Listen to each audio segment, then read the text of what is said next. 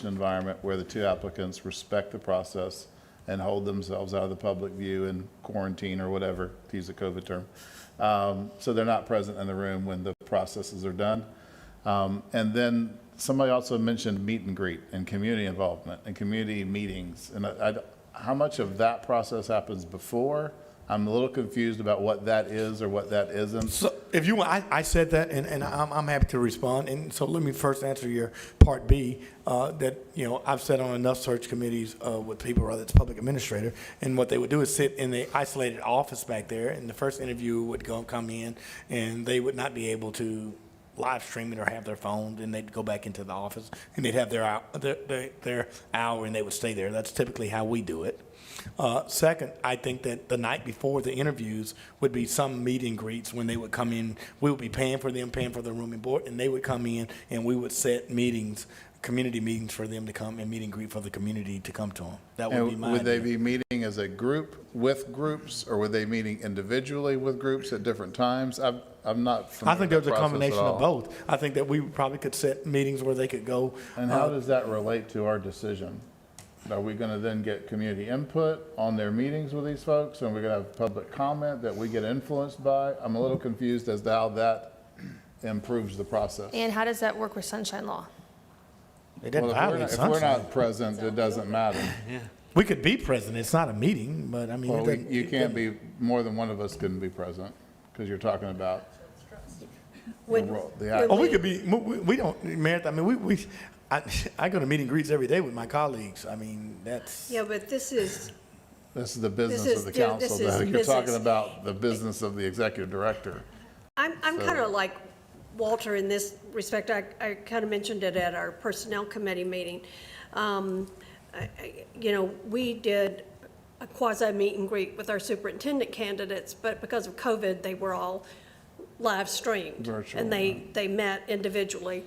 And we had over 2,000 people actually participate in those meet and greets virtually, where we would have probably had 100 show up in person. So, you know, I said there that we want this person to be accessible to the community, but is it really, unless you're gonna bring them in like a week ahead where people are gonna meet them and then give us input as to what they feel, I'm kind of with you, you know, what purpose does it serve in that process? well, not only in that process, Patty, but I mean, and certainly from hiring fire chiefs to police chiefs you do introduce people to the community for them to get to know the community. And if you do it the night before, they have the opportunity to call all of us who represent a constituency. And it's not so much for they make our decision, but they get opportunity to meet the community. They get opportunity to meet the end user. They get opportunity to meet the service providers and Well, it definitely could inform their presentation, so I think there's an advantage to doing it. And in this meeting, we will probably have public comment, so you do offer the community a chance to reflect on what they learned. All of it makes sense if we follow a process that makes sense. If we hold the interviews and have comment later after we voted, then holding makes the no sense. meet and greets didn't make any sense, other than to inform them. And if I'm going to err on the side of public input. Yeah. And so, although we have our own personal opinions, we all represent a constituency. Right. And citizens should believe, because they voted for this tax, that they have input. And so, for me, I absolutely think there's value in it, as long as we set up the process to be right, we need a valuable. protocol. I agree. Yep. I mean, whether it's 1 day ahead or 2 days ahead, it doesn't matter. But certainly, they're going to come up and have public. And I agree with you. They should have public comment.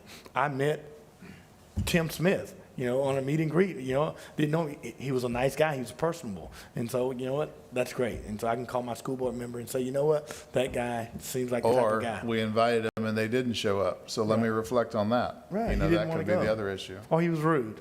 Or he was checking his text messages when I was trying to tell him about my child, you know. He need was some help. talking, but he wasn't listening. Absolutely, Exactly. yeah. So it sounds like we need to work with Ms. Fairchild to figure out the process to do a meet and greet, and we can send that. We don't have another Brex board meeting. Do we need to vote on that process? Is that something we vote on? Well, yeah, I envision if a night at Heritage Hall, where if we had 4 candidates there, the community knows about it, everybody come out, they meet them, have some drinks and hors d'oeuvres, and no formal program. And the next day, there's public comment, and then we can move forward, but really not complicating the process too much, but fairly simple meet and greet and invite the community to come. And Dave, that's exactly what I was thinking. No formal program, no speeches, no talking about I'm applying for a job. Just simply there are people here and they're shaking their hands and they get the opportunity to personally get to know the people.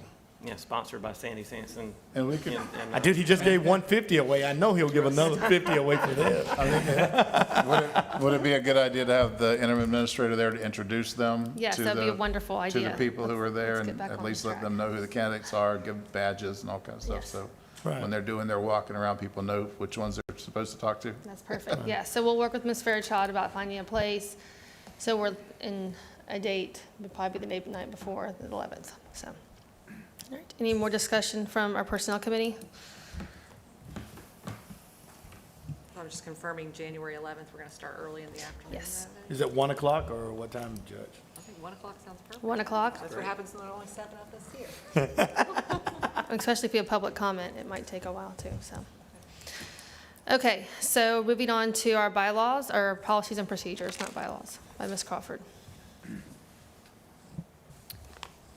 Yes, not bylaws. We've already adopted those. So we've been working on getting the policies drafted and ready for your review and had anticipated sending those out. However, I've really discovered that there are 2 distinct sets of policies, one set being more, I would say, routine, and another set being something that I feel needs to come from the board, and I don't want what's presented to be influenced.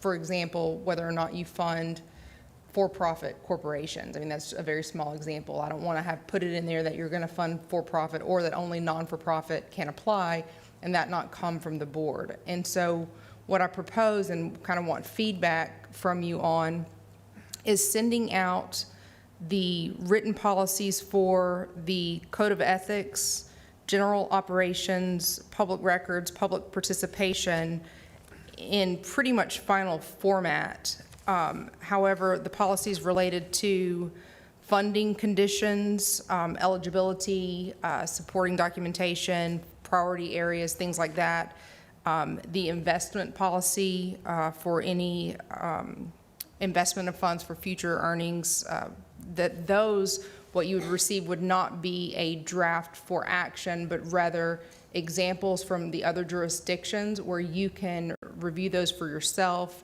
maybe some highlighted decision points for comparison, and then I don't know if you want to send it to a committee or if the full board would want to take action and give direction that comes from the board and not the other way around on some of the other areas. As far as human resources policy, that's something else that I don't know if you want to wait for the executive director to have buy-in on that, or if it's something you want in place. I can send you a boilerplate type HR policy that I've drafted, and then, that one's one that falls more in line with the general operations than the funding, the special funding and investment. So I'm just looking for some direction from you on that. I really appreciate that candor there, because as the chair of the policy committee, we turned it over to you because we knew you had more expertise than any of us sitting here, except maybe Walter. But, so I like that idea that you send it out to us, let us look it over, really digest it. We all have copies of other trust communities and what their policies are that we can compare and contrast and see. So and that gives us, since we're not going to meet until January, it gives us a length Plenty of of time to time. really have time to review it. So I would love to do it that way. Okay. I had a question about the HR policies. Does it include the benefit packages that are available to employees? Because right now, what it says is that compensation and benefits, it's all part of a pay plan, and it contemplates that the executive director is going to be creating that. It doesn't specify And, what and the those. reason I ask is because we're interviewing a potential employee who might make their decision to pick us based on our package. But if we don't know what it is, that's a challenge. Right. Like, are we part of FRS or are we not? And That might that's, be very critical for an applicant to know that. you are eligible to participate, but that would be board directed. The board would need to adopt a resolution to join the FRS program. And my question was that in the document you'd be presenting to us to review, would those kinds of things be in there that we would have to make a decision on? Or is that still an executive director protocol that we would be not making a decision on before they're hired? No, that would be part of the boilerplate type language in the human resources where it talks about drop, it talks about those sorts of things, which you could then determine, whether or not you wanted to adopt that, as opposed to some of the other ones that would be, these are examples of how you select providers. Right. And I appreciate that candor too. I do think the programmatic issues related to a policy decision need to be done separately and informed potentially by a program committee or a committee that's more focused on a service delivery model than running the organization. So, and that brings up another question too. Once we hire the executive director, do we go into a contract negotiation?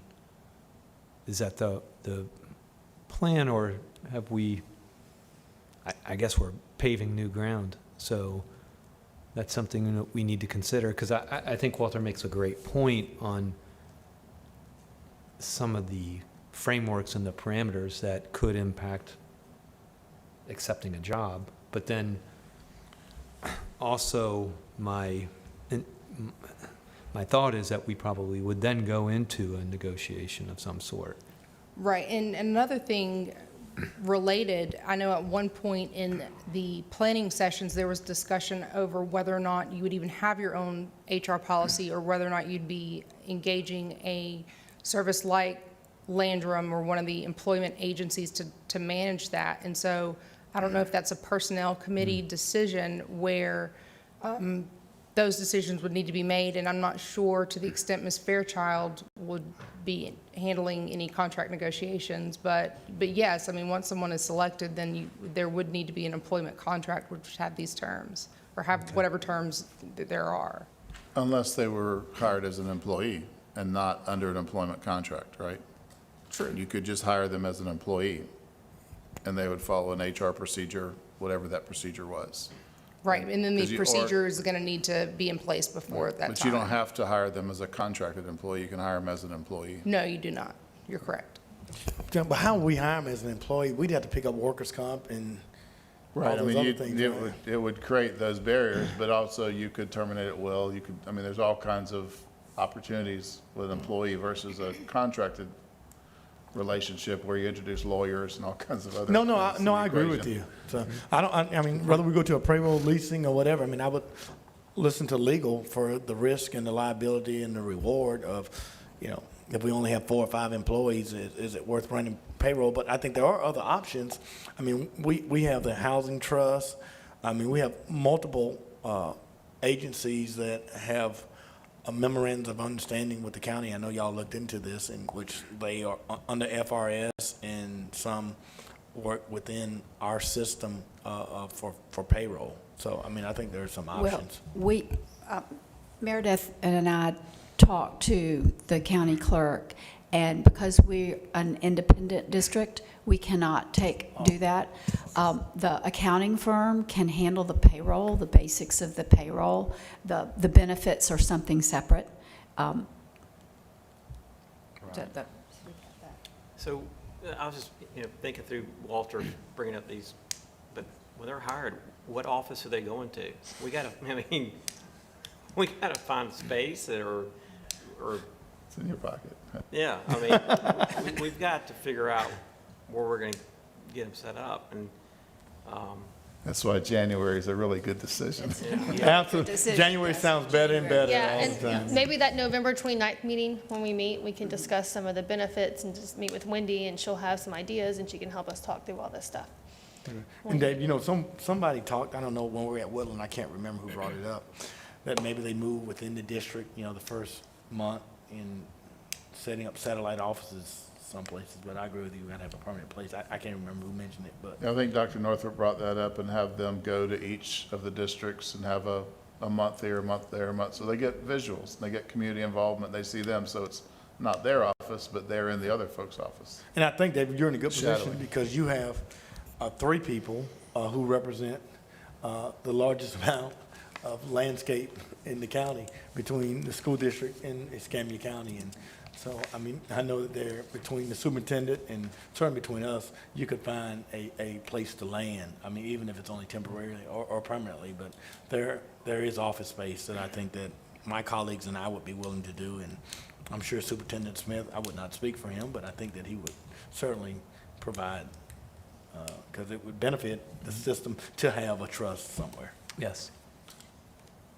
Okay, so that was kind of my question that I didn't ask earlier when I wanted to ask, but now that we've kind of delved into this, I guess part of my concern is that, we have 67 candidates, which I thought was really great, and, narrowed it down to 9 and now 10, and Ms. Fairchild had narrowed it down to about 25, but I thought that's kind of one of my questions, is we've given them an estimated salary, and for some, they're going to say, woohoo, no matter what the benefits are, I know I want to apply for this job. But I think that's part of my concern is how are we even going to have a conversation with these people?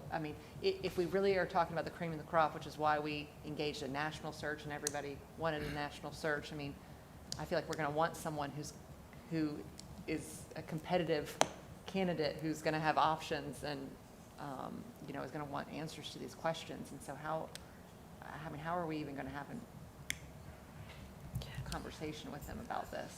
Well, Lumen, of course, has had a lot of experience too, but, when we put out the advertisement for the position, we put a range. And that's what we did with the superintendent. And we put out benefits. Now, if you're in the education arena, you pretty much know what your benefit package is going to look like.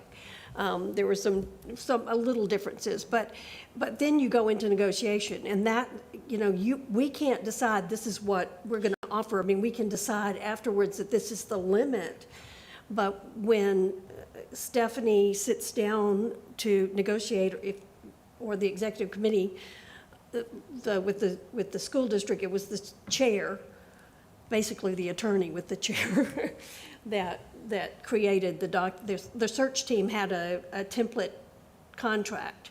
And so I'd like to see if maybe we can get a template contract from another trust that would kind of help lead us maybe to some of the areas that you may have already gotten a few. So is the personnel committee thinking they're going to meet in December then before the January meeting? Well, we're already meeting on the 29th. Well, so you think you're going to be able to figure all of this out? We're not sure, but if we had to have another, but I really appreciate all of this conversation, because I think you and I have tried to figure out, we're really kind of doing a step at a time instead of, yeah, so. But then I got all excited. I was ready. We were going to do this by the first of the year. Ms. Yeah. Alvear was going to have a life again. But again, there will be negotiations about, depending whether they want an annuity, do that, some of those things. And we're, as a group, would have to have a meeting to discuss what has been proposed and what might have been agreed on before this, and this group would have to agree to it prior to us, we say we're offering this job to JJ, Judge, and then people negotiate, and then there's a contract drawn up, and then we look at the contract, and then, but ultimately, the entire board will have to vote to either accept the contract or not. And Patty, I agree with what you're saying, but I certainly concur with the great judge. There has to be a parameter on the package. I don't actually care what the actual salary is. The burden to the taxpayer is the package, though. some guy, I'm a retired military, I don't need your insurance, or I'm that's here, right. I'm That's what I would I don't say. need your annuity. It has to be the package, and, whether the package is $150 or whether it's $200,000, I think that we have to have the parameters of the package before we interview. I mean, and certainly, we want you to negotiate the best deal for the citizens of Escambia County, but there has to be a ceiling. Right, I mean, we're gonna negotiate, a county administrator, the package is gonna be $175,000. I mean, will we get them at 155? Maybe, but there has to be a parameter or a ceiling of the So package. you would be willing to lose somebody over $100? Well, I'd be willing to walk away from a car deal for $100. Yeah, but- All All right, so next, Yeah, but, We're going but to- that's not the point, but Patty, that's not the point. There has to be a limit. I'm not saying I would go from $100. I'm not saying that with the intentions or the direction could be to the chairperson, but we're not going to the ceiling. So But it is the ceiling. can we ask that in the for documents that we get on HR, that they include the benefit package options? So we Was there can not see a it. price off, was there not a salary offered? it was 100 to 125. Right, And we so have a range. budget that gave some number for benefits. I mean, so that would be the total package. And Right. how it's divided up is what you'd negotiate, if you're willing to let somebody, And is that a fair Negotiate to the price, limit. 100 to 125 That from what you've was- seen? We voted on that a long time, we can, So that's the deal, though. So, all right, well, I'm good with it. If 125 is the ceiling, that's the ceiling. that's a salary ceiling. Right. So, yes, Well, there will be a benefit ceiling, too. I mean, right. so, yeah. So November 29th, we can put this on the agenda for November 29th to discuss the benefits. Would it be helpful to, with some of the other trusts, to see what their contracts look like? Right, we'll get those too. That would be helpful, because I think there are some things, like FRS is an issue that would be nice to see if most of the other trusts are associated with FRS. And What which does- ones are set up as employees versus independent Mm-hmm. contractors? What the relationship is with maybe a temporary hiring firm or a HR firm? I mean, if we knew trust by trust how they were established, there might be an easy selection because there's a majority go this way, or there might be a harder selection that there's so many differences, we're gonna have to be our own unique animal out there. So it'd be interesting to look at. Okay. and our servants package and the whole 9 yards, and I'm sure that our consulting or our accountant could help us with that. But, I mean, I think that should be defined. Okay. All right, so now we're going to move to public comment. Is there any public comment at this time? All right, seeing that there's no public comment, I will have a motion to adjourn. Second? All right, Second? okay, hearing no, any objections? All right, all in favor? Aye. Okay, all right, we're adjourned. Walter, is this your last meeting? No. Okay, good. We want to have a proving point for Melissa's here. I know, I saw that. Okay.